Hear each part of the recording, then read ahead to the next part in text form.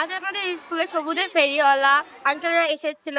আমাদের সবাইকে চারা গাছ দিয়েছে। তাদের মধ্যে আমি একজন। আমি গাছ পেয়ে অনেক খুশি হয়েছি। এই গাছটি আমি বাসায় নিয়ে গিয়ে যত্ন করে বড় করে তুলবো। আমি একটা জলপাই গাছ পেয়েছি। আমার জলপাই গাছটা পেয়ে অনেক ভালো লাগছে। আমার বন্ধু বান্ধবীরা সবাই জলপাই গাছ, অনেকেই অনেক রকমের গাছ পেয়েছে।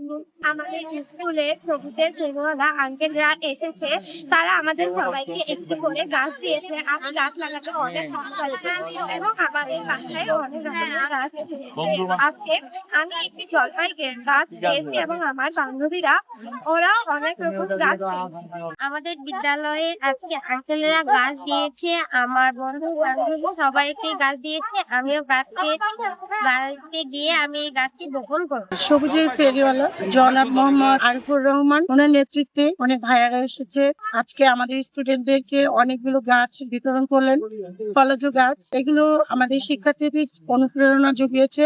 আমি মনে করি যেটা অনেক ভালো একটি উদ্যোগ। আমাদের এলাকার সবুজের ফেরিওয়ালা অধ্যক্ষ আরিফুর রহমান উনি স্ব-উদ্যোগে, যেহেতু বিভিন্ন শিক্ষা প্রতিষ্ঠান খাস জমি, স্কুলের ধার, নদীর ধার বিভিন্ন জায়গায় সবুজায়ন করছেন, জন্যই ওনাকে আমরা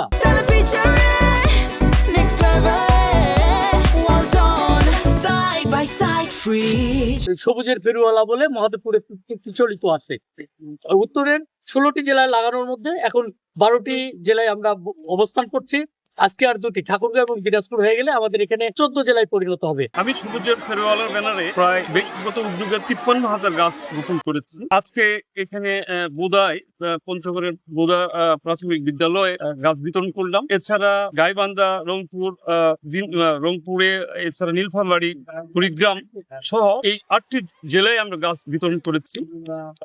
সেই গাছগুলো বিতরণ করার উদ্দেশ্য হচ্ছে যাতে করে বাচ্চাদের মধ্যে, স্কুল কলেজে যেগুলো বিতরণ করা হয়েছে, বাচ্চাদের মধ্যে যাতে করে অনুপ্রেরণা জাগে সবুজকে ছড়িয়ে দেওয়ার জন্য। এছাড়া বিভিন্ন প্রতিষ্ঠান, সরকারি বেসরকারি বিভিন্ন প্রতিষ্ঠান, এমনকি ধর্মীয় প্রতিষ্ঠান, সেগুলোতেও গাছ লাগানো হয়েছে, রাস্তার দুপাশে লাগানো হয়েছে। আমি ব্যক্তি জীবনে বেশ কিছু কৃষ্ণচূড়া চত্বর করেছি, বনায়ন করেছি অনেক জায়গায়, যেখানে বিভিন্ন রকমের গাছ আছে, ঔষধি গাছ সহ বিভিন্ন গাছ আছে। টোটালটা বনায়ন করা হয়েছে আমার এলাকায়। তো আমি প্রত্যাশা করি যে আমার এই উদ্যোগে অন্যান্যরা সাড়া দিবেন এবং একইভাবে আমাদের বাংলাদেশ সবুজের শ্যামলে ভরে উঠবে।